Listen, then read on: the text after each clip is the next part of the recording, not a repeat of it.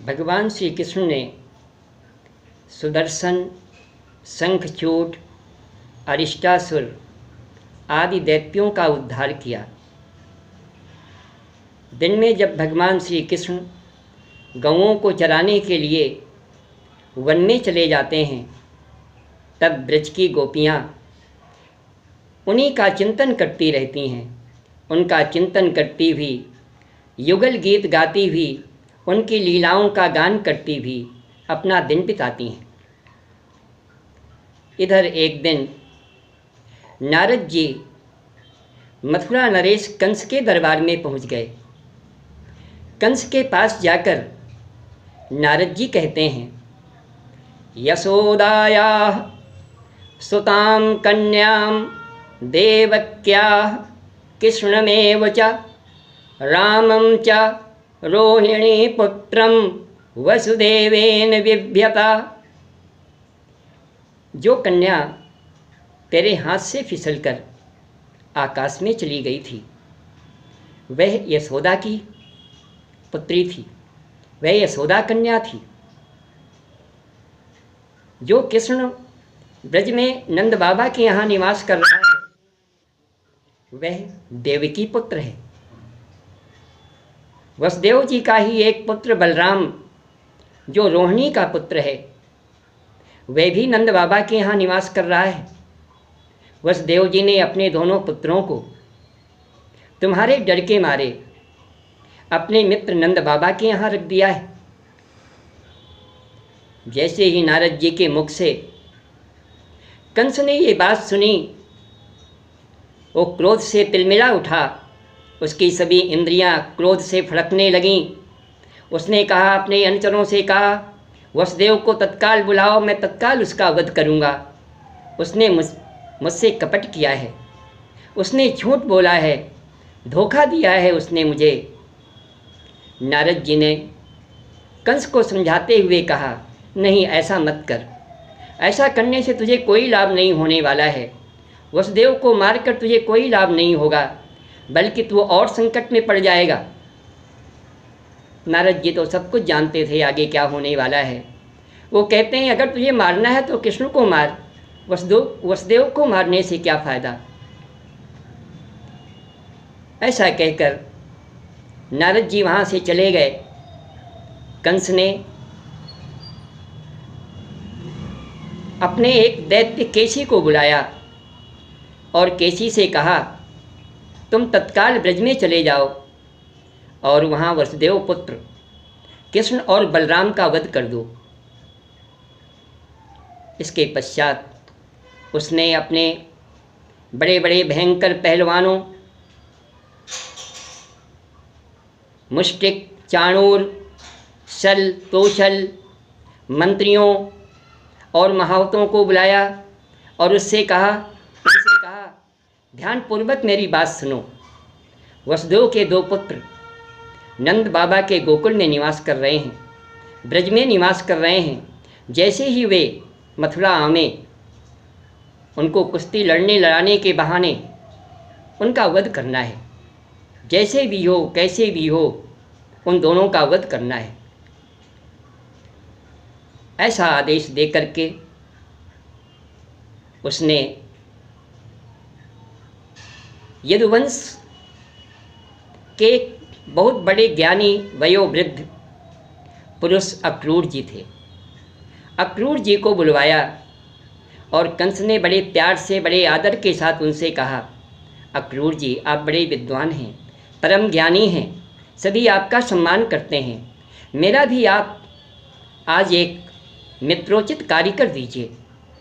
आप नंद बाबा के नंदगांव चले जाइए और वहाँ से यशोदा के यहाँ जो निवास कर रहे हैं कृष्ण और बलराम, उनको लेकर के यहाँ आ जाइए।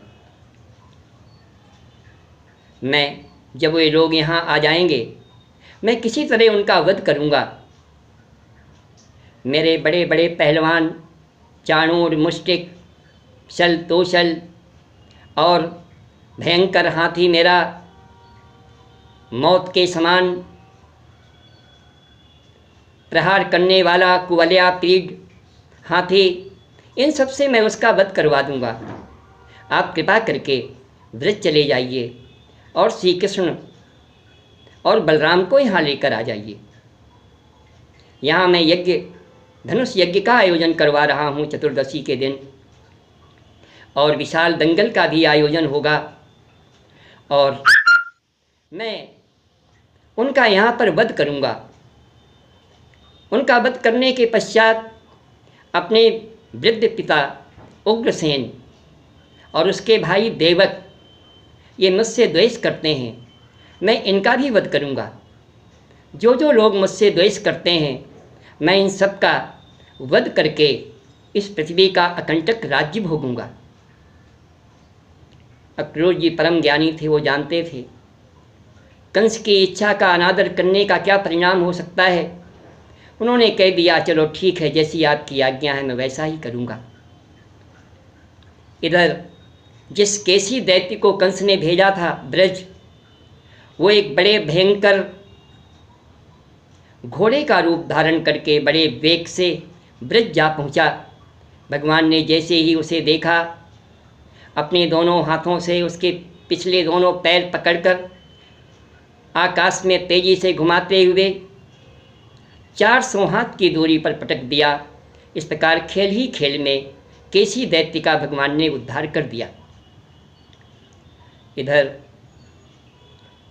रात्रि गुजरने के बाद प्रातःकाल कंस द्वारा दिए गए सुंदर रथ को लेकर के और अक्रूर जी ब्रज के लिए रवाना होते हैं। मार्ग में चलते हुए अक्रूर जी सोचते हैं, गच्छन पथ महाभागो भगवती अम्बुजे क्षणे भक्तिम परामुपगत एवमेतद चिंतयत। मार्ग में जाते हुए अक्रूर जी का मन भगवान की परम प्रेममयी भक्ति में डूब जाता है, और उनका चिंतन करते हुए मार्ग में अक्रूर जी सोचने लगते हैं। क्या सोचते हैं अक्रूर जी, क्या चिंतन करते हैं? किम मया चरितं भद्रम किम तप्तं परमं तपः किम वाथापि अर्हते दत्तं यद द्रक्ष्यामि यद्यकेशवम्। मैंने कौन सा ऐसा शुभ कर्म किया है, मैंने कौन सा परम तप किया है, किस सुपात्र को परम दान किया है, जिसके फलस्वरूप आज मुझे परम सत्य परमात्मा, पूर्ण ब्रह्म परमात्मा श्री कृष्ण के ब्रज में दर्शन होंगे। ऐसा चिंतन करते हुए अक्रूर जी ब्रज पहुँचते हैं। वहाँ पर गोष्ठ के बाहर भगवान श्री कृष्ण के चरण चिन्हों को देखते हैं। वो समझ जाते हैं ये मेरे भगवान परमात्मा श्री कृष्ण के ही चरण चिन्ह हैं। भाव विह्वल होकर वे रथ से कूद पड़ते हैं और उन चरण चिन्हों की रज में लौटने लगते हैं।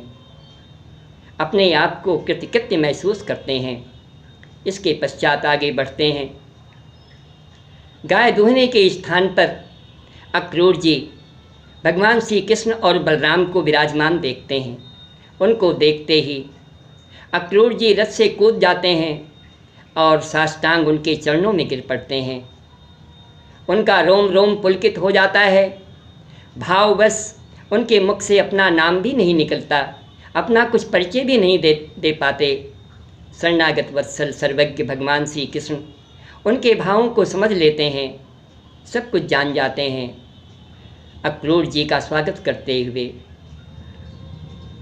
एक एक हाथ बलराम जी और श्री कृष्ण एक एक हाथ अक्रूर जी का पकड़ करके अपने निवास स्थान पर घर में लाते हैं।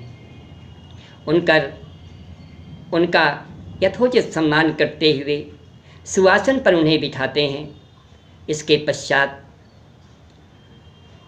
अतिथि सत्कार करते हुए उनकी अतिथि पूजा करते हैं। भागवत में तो यहाँ तक उल्लेख है, भगवान श्री कृष्ण अक्रूर जी की थकान मिटाने के लिए उनके पैर दबाते हैं। धन्य है परमात्मा जो मनुष्य बनकर मानवोचित कर्म करता है। इसके पश्चात नंद बाबा आते हैं, अक्रूर जी से उनका कुशल मंगल पूछते हैं, उनका यथोचित सम्मान करते हैं। रात्रि के भोजन के पश्चात जब अक्रूर जी पलंग पर बैठ जाते हैं, तब संध्या का भोजन करने के पश्चात भगवान श्री कृष्ण अक्रूर जी के पास पहुंचते हैं और अक्रूर जी से पूछते हैं, संजातम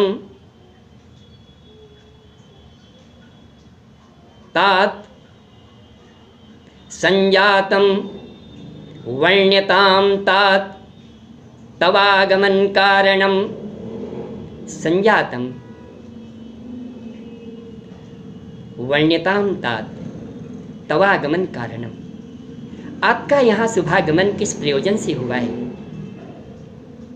क्या कोई विशिष्ट प्रयोजन से आप यहाँ पधारे हुए हैं? कृपा करके मुझे बताइए। तब अक्रूर जी ने, कंस ने जो संदेश भेजा था और कंस ने जो अपनी मनसा जाहिर की थी और नारद जी ने जाकर जो कंस को सब कुछ बता दिया था, वो सारा वृत्तांत कह सुनाया, सब कुछ बता दिया। जब भगवान श्री कृष्ण और बलराम जी ने अक्रूर जी की ये बातें सुनी, तब वो हंसने लगे। उन्होंने नंद बाबा को सारी बातें बताईं। नंद बाबा ने कहा, सभी गोपों को बुलाया, सारे ब्रज में संदेशा भिजवाया कि मथुरापुरी में एक विशाल धनुष यज्ञ होने वाला है, बड़े बड़े लोग उसमें दर्शन करने के लिए आ रहे हैं, हम लोग भी प्रातःकाल वहाँ चलेंगे। इधर ब्रज की गोपियों को जब मालूम चला, उनकी दशा अनिर्वचनीय है। उनके मुख कमल कुम्हला गए, वे विरह वेदना से व्याकुल हो गईं। कुछ गोपियाँ तो अचेत हो गईं। गोपियाँ आपस में बताती हुई कहती हैं, कोई अक्रूर नाम का व्यक्ति मथुरा से आया है जो हमारे श्याम सुंदर को कल ले जाने वाला है। गोपांगनाएं कहती हैं, कुछ गोपांगनाएं कहती हैं, ऐसा लगता है मानो विधाता ही आज अक्रूर के रूप में श्याम सुंदर को हमसे छीनने आया है। कुछ गोपांगनाएं कहती हैं, इसका नाम अक्रूर किसने रख दिया है? या तो बड़ा क्रूर व्यक्ति है, बड़ा दुष्ट व्यक्ति है। हमारे श्याम सुंदर को, जिनके बिना हम एक क्षण जीवित नहीं रह सकते, हमसे छीनने आया है, हमसे जुदा करने आया है। इस प्रकार गोपांगनाएं आपस में चर्चा करती हुई, हे कृष्ण, हे गोविंद, हे दामोदर, हे माधव, ऐसा कहती हुई सुललित स्वर में गान करती हुई और रो रो कर अपनी लज्जा त्याग कर भगवान को पुकारने लगती हैं। एवं ब्रुवाणा विरहातुरावृशं ब्रजस्त्रियः कृष्णविषक्तमानसाः विसृज्य लज्जां रुरुदुः स्म सुस्वरं गोविंद दामोदर माधवेति, गोविंद दामोदर माधवेति। इस प्रकार रो रो करके गोपियों की रात बीतती है। इधर माँ यशोदा का हाल क्या कहा जाए। जब उन्हें मालूम होता है कल मेरा कन्हैया मुझसे दूर चला जाएगा, मथुरा जाने वाला है, रात भर माँ